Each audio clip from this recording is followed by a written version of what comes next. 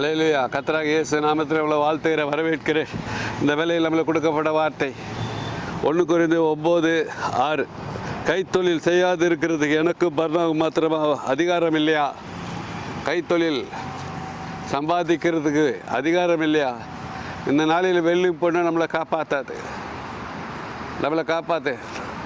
நம்ம வேத வாசிக்கணும், ஜெபிக்கணும். பரலோகத்து ஞான புஸ்தகத்தில் எவ்வளோ வேதத்தை வாசித்து எவ்வளோ நேரம் ஜெபித்தீங்க, எவ்வளோ நேரம் சோத்திர பலி செலுத்தினீங்க, ஆராதனை பண்ணீங்க, பாட்டு பாடி அவரை மகிமைப்படுத்தினீங்க, எவ்வளோ நேரம் கேட்பார். அதுதான் முக்கியம். பரலோக ராஜ்யம் தான் முக்கியம். பரலோகத்தில் உங்கள் பலன் பெருகணும். 12 பாடுகள் போதுன்ட்டார் கர்த்தராகிய இயேசு. முதலாவது தேவனுடைய ராஜ்யத்தை நீதியை தேடுங்க. ஆசிரியர் லேவியர் நீதியை காட்டிலும் உங்கள் நீதி அதிகமாக இருக்கணும், உங்கள் ஜெபம் அதிகமாக இருக்கணும், உங்கள் பரிசுத்தம் அதிகமாக இருக்கணும்.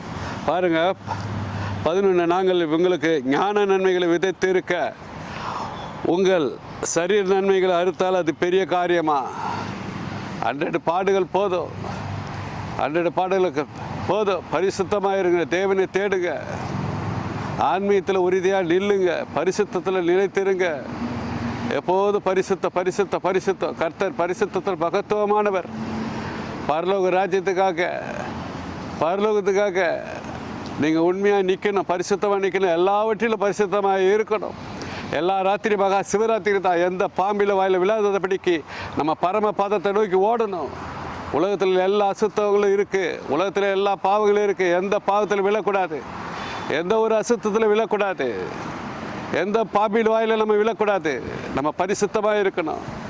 உலகத்தில் இச்சையை காட்டுவான், சாத்தானை காட்டுவான், உலகத்தில் பாவத்தை காட்டுவான். எதுலேயும் விழக்கூடாது.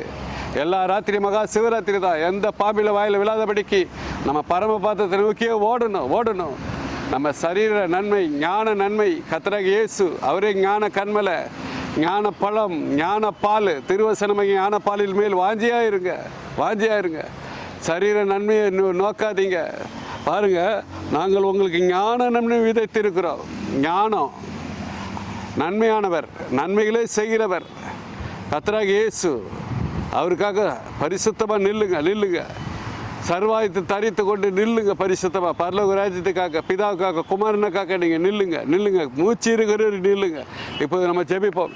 எங்கள் பரலோக பிதாவே, இந்த வேளையிலே உம்மை நோக்கி பார்க்கிற ராஜா, ஞான நன்மைகள் அடைய கிருபை, மெய் ஞானத்தை அடைய கிருபை ராஜா.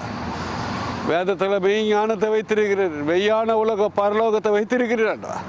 எல்லாரும் பரலோகத்தை வர கிருபை ராஜா. ஒவ்வொருவரும் இதை கேட்டு ஒவ்வொருவரும் ஆசீர்வதிங்க. மெய் ஞானமுடைய கிருபை தாங்க.